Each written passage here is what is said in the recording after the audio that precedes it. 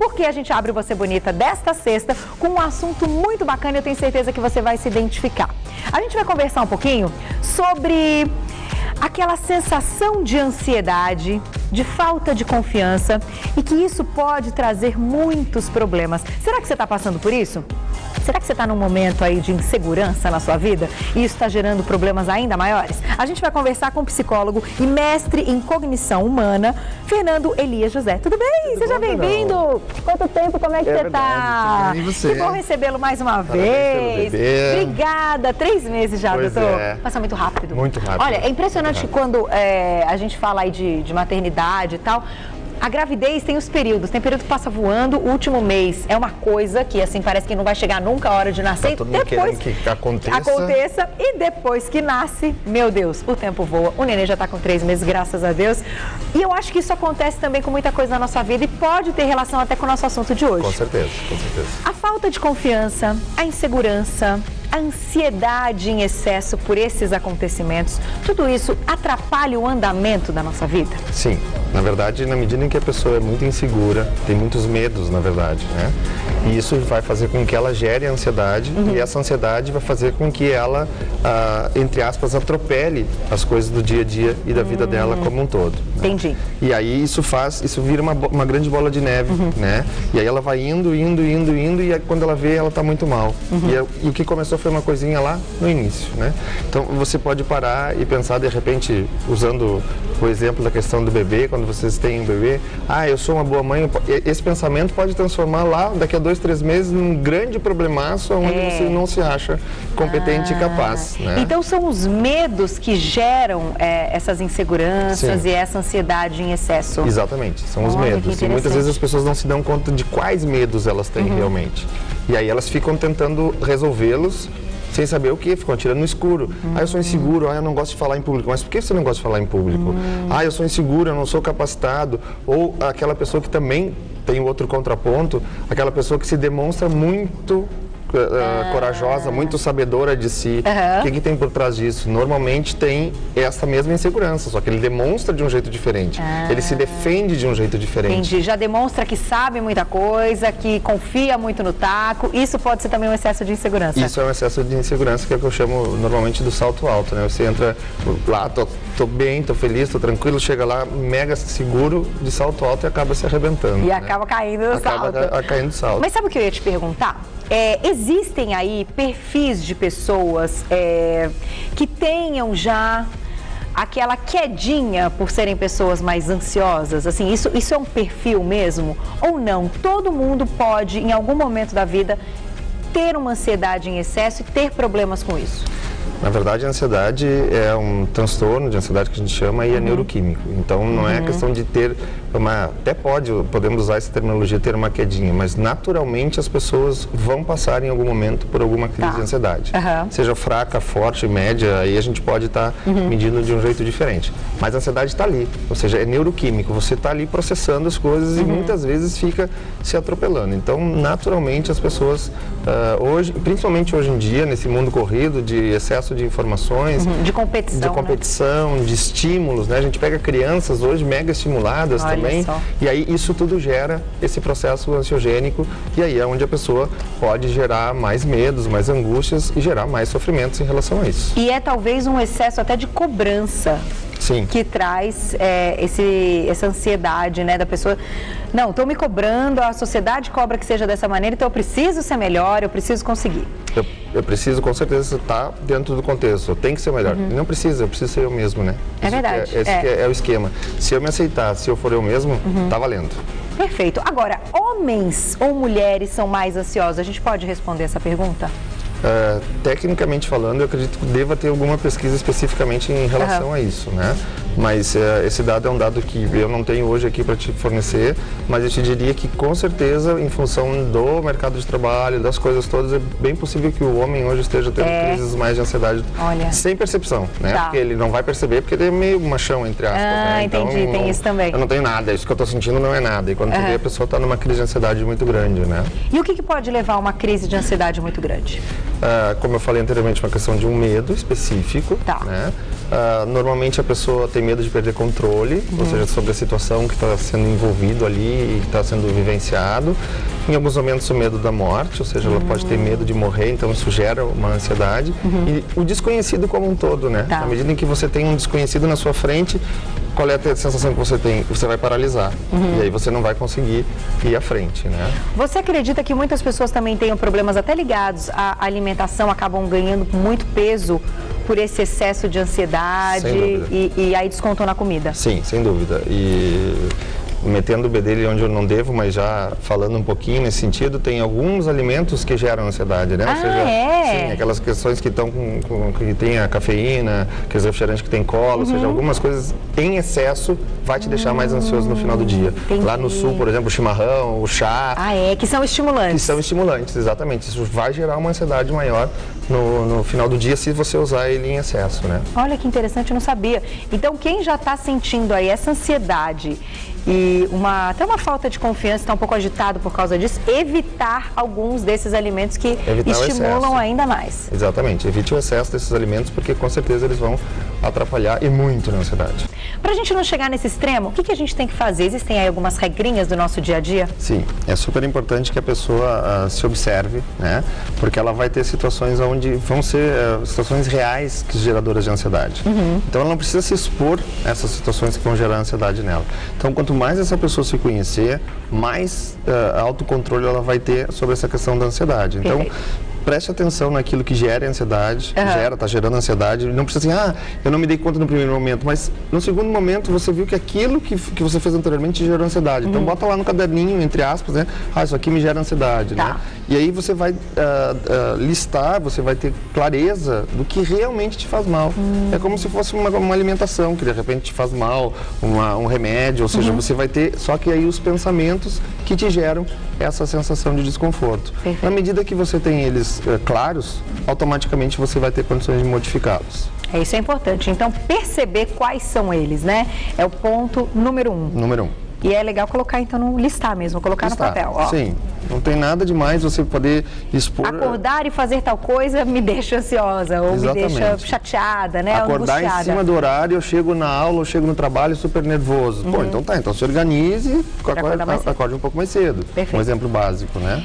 Quem quiser participar, pode mandar pra gente, Twitter ao vivo, @Carol_Minhoto, ou por e-mail, vocebonita@tvgazeta.com.br. Chegou uma perguntinha da Renatinha. Rê, um beijo pra você. Ela diz assim: eu queria saber se a falta de confiança pode interferir no relacionamento. Sem dúvida. E como, né? Por que não, né? Imagina, na medida que você está perante uma outra pessoa, né? Essa questão da falta de confiança pode gerar o fato de você não ser natural, de você estar sempre tentando agradar o outro, de você estar sempre em volta da outra pessoa e não sendo você mesmo. E aí, nesse momento, vai gerar complicações, porque muitas vezes pode até mesmo virar uma coisa mais robotizada, né? Não tem mais aquele a naturalidade do momento, da paixão, né? Mas assim, para confiança, você acha que tem um ponto-chave específico que a gente deve seguir para ter mais confiança? O que traz mais confiança? Tem assim, o fato, na medida em que você conhece, voltando um pouquinho ali a questão do que vai te gerar, né? Tem situações reais e concretas que podem te gerar confiança. Ou seja, você vai parar e pensar na sua vida e vai fazer uma retrospectiva na sua vida e vai ver, né? Vamos pegar, eu estou com 43 anos, eu vou olhar para trás e vou ver quantas coisas boas eu tive ao longo da vida e quantas coisas ruins. E muitas vezes o que eu faço? Supervalorizo as ruins e desvalorizo as boas. E aí isso vai me gerando insegurança. Olha só, outra vez que eu fui lá no programa com a Carol, não foi tão bem, dessa vez eu vou chegar mais nervoso. Olha só, outra vez eu fui pro programa com a Carol, foi legal, foi tranquilo. Ou seja, confiança eu vou gerar em cima de dados concretos e reais. Perfeito. E não em cima do imaginário, porque o imaginário vai gerar o medo, muitas vezes. Então, eu vou trabalhar em cima disso. Então, busque sempre, e se você tem uma autopercepção muito ruim, você chega para a Carol, por exemplo, que eu confio na Carol, e diz: Carol, como é que foi a entrevista? E você vai me dizer: olha, foi boa, foi ruim, e isso vai fazer com que eu gere a minha confiança também. Se a tua autopercepção é distorcida, peça ajuda a quem você confie. É mais ou menos quando a gente sofre por antecipação de alguma coisa. A gente fica imaginando aquele momento com uma expectativa que vai ser ruim. Exatamente. E isso gera falta de confiança. Exatamente. Então tem que imaginar o momento com uma expectativa boa. Boa. Isso já ajuda bastante. Já ajuda bastante. Eu vou me dar o direito de usar o exemplo que nós usamos na outra entrevista, alegria antes do programa entrar, né? Se vocês já contagiam essa alegria no programa entrar... Aqui o grito é uma coisa. Se não tiver o grito de Evair, o grito dos meninos e o meu grito, o negócio não rola. Não rola, né? Então, ou seja, você chega aqui, bom dia, vamos começar o programa, ou seja, não vai ter confiança como ninguém, você não vai ter o seu processo de trabalho numa boa aí, né? Então fazer as coisas com alegria também pode ajudar. Pode ajudar. Chegou uma pergunta da Mila que você pode se identificar aí em casa. Mila, um beijo pra você. Sou muito ansiosa, às vezes chego até a passar mal. Tem tratamento? Sim. Na verdade, quando há reações físicas, é importante procurar um especialista, um médico, no caso, porque normalmente vai necessitar de medicação, né? Para poder, em primeiro lugar, tirar essa sintomatologia física, né? Que pode ser taquicardia, sudorese, tremores, o pensamento fica muito atropelado. Então, tem tratamento, só que você tem que buscar o processo para poder se tratar. Então, cada um pode apresentar de uma maneira também. De uma maneira. Assim, a gente já viu aqui no programa algumas vezes, principalmente no quadro das blogueiras, o pessoal que assiste sempre o programa vai se lembrar. Muitas delas ficam tão nervosas, porque é um quadro que eu deixo as blogueiras fazendo a criação delas, né? E muitas ficam tão nervosas que ficam tremendo o tempo todo, ou outras saem com o pescoço todo vermelho, Então isso também é uma crise de ansiedade. É uma crise de ansiedade. Com reações físicas que a gente chama, Olha que interessante. Só que o que diferencia? Provavelmente elas estão aqui contigo e conseguem fazer tudo que elas têm que fazer. E elas ficam com aquela sintomatologia. E pessoas ultrapassam a barreira da normalidade e não conseguem fazer. Imagina você uma blogueira aqui que fica toda vermelha e sai correndo no meio do programa. Travou e vai embora. Não tem como, né? É verdade. Agora, chegou uma perguntinha da Tatá. Tatá, tô com saudade de você. Um beijo pra você, viu? Que é a Thalita Vital, que sempre escreve pra gente, que me manda recados. É uma querida. Ela diz o seguinte: eu sofro muito com medo e ansiedade. A primeira vez que acompanhei um parto, paralisei. Porque Ai, agora eu me esqueci o termo. Ela se formou, inclusive, agora. Eu acompanhei as fotos aí da formatura. Mas ela faz os partos, né? E... Meninas, cadê as meninas? Tem um termo que ela não é médica, ela é... Enfermeira? Não é obstetra é médica. Ela é... Doula, gente, doula, lembrei. Que acompanha os partos também. E ela fez e acabou de se formar, super bacana. E ela diz o seguinte, o que ela pode fazer nesses momentos que ela tem, então, esse paralisei? E aí, o paralisar também não é positivo, porque trava, né? Ela não consegue sair daquela situação. Ainda mais se ela escolheu isso como profissão, então ela não pode paralisar. Né? O que ela tem que fazer? Ela tem que se expor cada vez mais a essa situação que gera ansiedade, né? Então, é claro, a minha sugestão para ela, no caso de partos, é que ela não precise estar no hospital, mas que ela assista mais cenas de partos, que ela assista filmes, que ela comece a se familiarizar mais com essa situação, porque ela vai dessensibilizar esse medo e essa ansiedade e vai partir para uma coisa natural.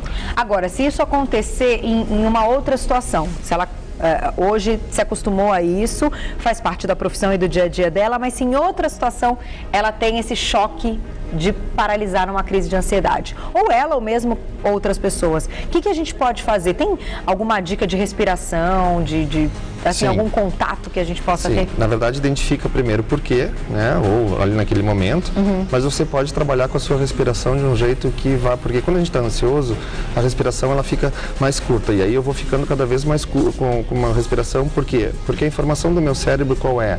Eu estou em perigo. Entendi. Então eu preciso passar para ele que eu não estou em perigo, que é uma sensação. Então o que eu vou fazer? Eu vou inspirar pelo nariz e vou soltar o ar pela boca o mais lento possível, né? No início vai ser complicado, mas na medida em que eu for respirando, eu vou fazer. Tem um exercício da mão também que a gente faz, né? Que é poder fazer assim, e na medida em que você coloca aqui, né? Para tapar o nariz, porque você vai estar respirando oxigênio, né, e vai estar saturando ele e respirando gás carbônico. E aí isso vai fazer com que você comece a se afrouxar e o coração comece a fazer. Pode usar uma roupa, pode usar normalmente no saquinho a gente não diz muito, porque as pessoas às vezes podem se complicar. Mas alguma coisa que faça. Quanto mais fechar aqui, nariz e boca, melhor. Exatamente. Isso vai fazer com que que o batimento cardíaco começa a diminuir. Perfeito, muito legal. Eu vou fazer só uma última perguntinha, que é uma pergunta importante da Saara. Saara, um beijo pra você, que muita gente pode ter o mesmo problema. Tenho dificuldade de me relacionar com novas pessoas, achando que elas podem me fazer algo de ruim. Como posso melhorar isso? Isso é uma insegurança mesmo. Isso é uma insegurança. Vamos partir do pressuposto de que ela pense um pouquinho para trás e veja se tem algum trauma em relação a isso. Se tiver, ela tem que elaborar isso para poder ter novas relações. Não tem trauma nenhum, alguma coisa disparou esse gatilho emocional. Então ela precisa descobrir o que disparou para a partir daí poder trabalhar de um jeito diferente e evoluir. Né? Porque não tem por que a gente pensa a partir do pressuposto que as pessoas vão nos fazer mal. Tem que pensar sempre positivo. Positivo. Vamos isso vai ajudar muito. Meio caminho Isso eu posso dizer para vocês que é verdade. Pensando positivo é mais que 50%. Mais que 50%. A gente tem chance de ganhar e de conseguir aí o que a gente quer. Quero agradecer mais uma vez Fernando Elias José, que é psicólogo e mestre em cognição humana. Deixa eu só corrigir aqui, gente. A Tatá mandou para mim, ela é obstetriz. Então, obstetra é a médica obstetra, ela é obstetriz, que também é uma parteira profissional. Tatá, um beijo pra você, viu, querida? Tudo de bom nessa nova fase aí da sua vida. E quem quiser entrar em contato com o Fernando Elias José, psicólogo, só acessar o site www.fernandoeliasjosé.com.br. O telefone é o 0 operadora 11 94144 0449 94144 0449. Obrigada mais uma vez, te espero. Você tá morando aqui? Tô vindo a São Paulo toda semana. Ah, é muito bom, né? Mas ir pra casinha também é gostoso, também né? É bom. E o chimarrão também. Também é bom. Obrigada, até a próxima. Até.